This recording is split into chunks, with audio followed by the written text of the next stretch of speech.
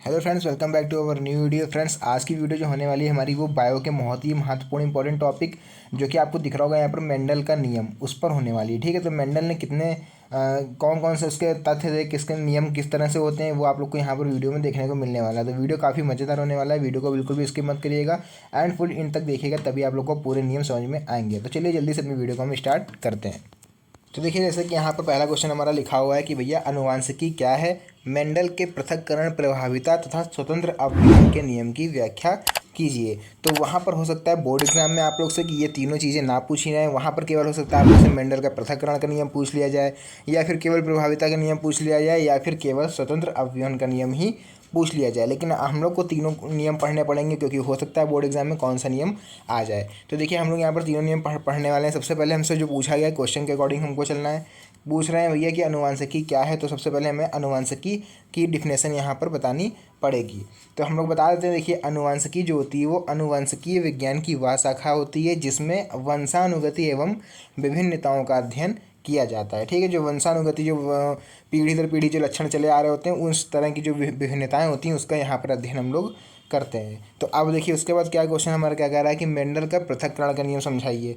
ठीक है, प्रभाविता का नियम और स्वतंत्र अवयवन का नियम। तो चलिए हम जल्दी से अपना देख लेते हैं, पहला नियम कौन सा था। पहला नियम चलिए हम यहाँ पर पढ़ लेते हैं, मेंडल का प्रभाविता का नियम क्या होता है।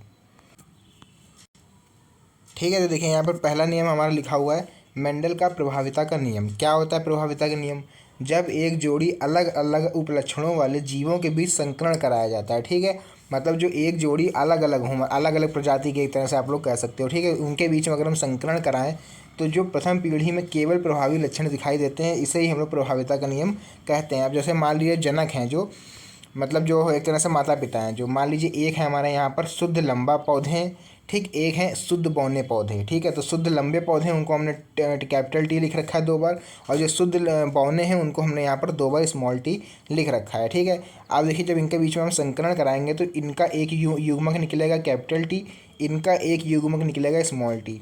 दोनों देखिए यहाँ पर मिल के क्या बना देंगे, दोनों का एक एक युग्मक यहाँ पर इन दोनों को, जो इनके संतान होंगे, उनको यहाँ पर मिल जाएगा। ठीक है, तो यहाँ पर देखिए क्या मिला, एक कैपिटल टी एक स्मॉल टी। जो हमारा यहाँ पर बन के तैयार हुआ वो 100% संकर लंबे बन के तैयार होंगे। ठीक है, जो होंगे, तो यहाँ पर जो ये था हमारा प्रभाविता का नियम। ठीक है, इसके बाद देखिए दूसरा नियम जो मेरा होगा वो हो जाएगा पृथक्करण का नियम। तो देखिए, ज़्यादा डीपली आप लोग को नहीं समझाएंगे, लेकिन हाँ इस तरह से समझाएंगे कि आप लोग को रटने की जरूरत नहीं पड़ेगी। एक बार आप ढंग से वीडियो देख लोगे तो आराम से आपको ये नियम तैयार हो जाएगा। तो देखिए, अगला क्या है हमारा यहाँ पर कि जब एक जोड़ी अलग अलग उपलक्षणों वाले जीवों के बीच संकरण कराते हैं, जैसे कि ऊपर भी हम लोगों ने पढ़ा था, तो प्रथम पीढ़ी जो होती है, जिसको हम लोग F1 बोलते हैं, में केवल प्रभावी लक्षण दिखाई देते हैं। ठीक है, लेकिन दूसरी पीढ़ी में प्रभावी और अप्रभावी दोनों लक्षण एक निश्चित अनुपात में दिखाई देते हैं। इसे ही हम लोग यहाँ पर पृथक्करण का नियम कहते हैं। तो देख लेते हैं जरा इनमें क्या बनेगा, देख लेते हैं इसका हम लोग एग्जाम्पल।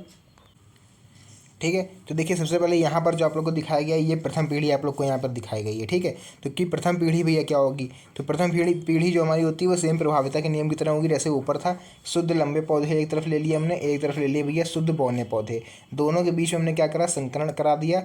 ठीक है, तो क्या हुआ, एक देखिए युग्मक निकलेगा इसमें से कैपिटल टी, एक युग्मक निकला इसमें से स्मॉल टी, दोनों मिलकर क्या बना दिया, 100% संकर लंबे जो पौधे बना दिए। तो ये थी हमारी भैया पीढ़ी 1। अब देखिए दूसरे में क्या होगा, फिर से हमने देखी कैपिटल टी और स्मॉल टी, मतलब ये जो निकले हैं इनके एक तरह से ये जो वो होते हैं, जो आखिरी में निकला निष्कर्ष निकला जो इनका रिजल्ट, इन दोनों का हमने आपस में स्वसंकरण करा दिया, आपस में ही इनका हम लोगों ने संकरण करा दिया सेम प्रजाति का। ठीक है, तो क्या इनकी प्रजाति बनेगी, देखिए एक कैपिटल टी एक स्मॉल टी, एक कैपिटल टी एक स्मॉल टी, 2 प्रजाति देखिए अलग अलग निकलेंगी सेम सेम। ठीक है, ये होंगे इसके युग्मक। अब देखिए यहाँ पर ये चौकोर जो बना हुआ है, इसमें क्या हुआ है, एक बार कैपिटल टी हम लोगों ने इधर लिख लिया और एक बार हम लोगों ने स्मॉल टी लिख लिया, ऐसे सेम ऊपर लिख लिया। अब देखिए क्या करा गया, दोनों की मल्टीप्लाई कराई गई। यहाँ पर इस टी की इस टी से कराएंगे तो कैपिटल टी देखिए यहाँ पर आएगा दोनों बार, फिर इसकी जब हम लोग कराएंगे इससे, तो यहाँ पर आएगा capital T small T. Same यही प्रोसेस इसमें हुआ, स्मॉल टी की इससे कराएंगे तो कैपिटल टी स्मॉल टी, फिर इस टी की इस टी से कराएंगे तो ये आएगा। तो यहाँ पर आप लोग को समझ में आ गया होगा। और ये जो हमारा फिनोटाइप और रेशियो जीनोटाइप रेशियो आप लोग को दिख रहा होगा 1:3 और 1:2:1। तो यहाँ पर जो हमारा दूसरा नियम था वो भी आप लोग को समझ में आ गया होगा, पृथक्करण का नियम क्या होता है। तो अब हम लोग तीसरा नियम देख लेते हैं जल्दी से। तीसरा नियम देखिए हमारा, ये तीसरा नियम क्या है कि स्वतंत्र अवयवों का नियम। तो स्वतंत्र अवयवों का नियम क्या होता है ये देख लीजिए जरा हम लोग, कि जब दो जोड़ी अलग अलग लक्षणों वाले जीवों के बीच में संकरण कराते हैं, ठीक है, तो दोनों लक्षणों के वैकल्पिक स्वरूपों का जो पृथक्करण स्वतंत्र रूप से हो जाता है। अर्थात क्या मतलब क्या कहने का, कि एक लक्षण की वंशगति दूसरे लक्षण की वंशगति को प्रभावित नहीं करती है। मतलब जो एक पीढ़ी होगी उसमें जो लक्षण होंगे वो दूसरी आने वाली पीढ़ी को लक्षणों को प्रभावित नहीं करेगी। यही नियम क्या कहलाता है, द्विसंकर संकरण भी कहलाता है। ध्यान रखिएगा, स्वतंत्र अवयवों का नियम जो होता है इसमें आप लोग को यहाँ भी पूछ सकता है कि द्विसंकर संकरण नियम क्या है, ठीक है। फिर देखिए यहाँ पर नेक्स्ट क्या है हमारा, जो होंगे फिर से हमने ले लिया गोल पीला, ठीक है, डबल आर डबल वाई लिख दिया हमने, और यहाँ पर झुर्रीदार हरा ले रखा है, ठीक है। दो प्रजातियाँ ले रखी हैं अलग अलग, एक तो पीला ले रखा है वो भी गोल, और एक ले रखा है हमने झुर्रीदार मतलब कि मुरझाया हुआ और हरा। अब देखिए इन दोनों का हमने एक एक युग्मक निकाला है इसका, ठीक है, ठीक है। तो ये देखिए इन दोनों का हमने एक एक युग्मक निकाल लिया, एक कैपिटल आर और कैपिटल वाई, एक स्मॉल आर और स्मॉल वाई।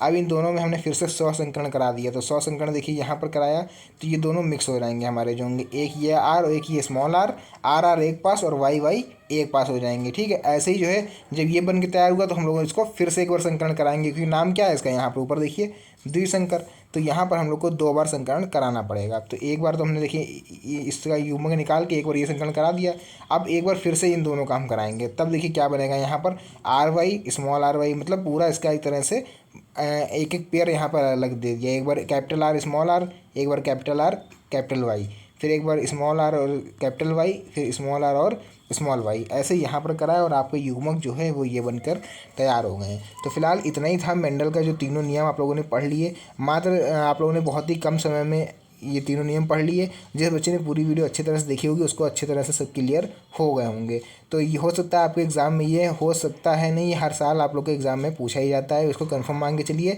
तो बाकी वीडियो अच्छी लगी तो वीडियो को लाइक कर दीजिएगा, और नेक्स्ट वीडियो जो मेरी आने वाली है, अगर आपके फ्रेंड्स हैं मैथ के स्टूडेंट हैं उनको भी ये चैनल हमारा लिंक शेयर कर दीजिए, ताकि मैथ की वीडियो भी वो लोग देख पाएँ और आप भी अच्छे से पढ़ पाओ और दोनों ही लोग सभी लोग अच्छे नंबर से पास हो पाओ।